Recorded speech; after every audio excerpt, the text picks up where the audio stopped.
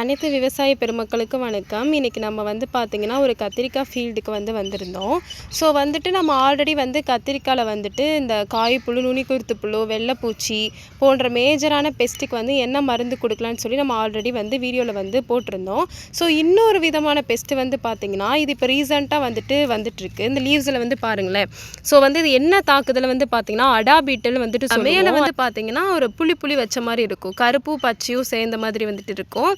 சில டைம் பிளாக்கும் ரெட்டும் கலந்த மாதிரி இருக்கும். ஸோ அந்த என்ன பண்ணுன்னா இதில் நீங்கள் பார்க்கும்போதே தெரியும். இந்த லீவ்ஸில் இந்த வெயின்ஸ், இந்த நரம்பு பகுதியை விட்டு மீதி இருக்கக்கூடியது எல்லாத்தையும் அது சுரண்டி சாப்பிடும். இப்படி சாப்பிட்றனால இந்த இடத்துல உங்களுக்கு இலைகளே பார்க்கும்போது எலும்புக்கூடு மாதிரி ஒரு காட்சி அளிக்கும்.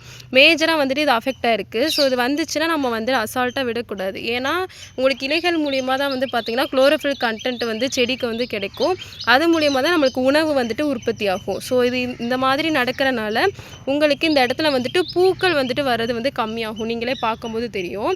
ஸோ பூக்கள் கம்மியாகும். அதனால் மகசூல் குறைவதற்கு வாய்ப்புகள் இருக்குது.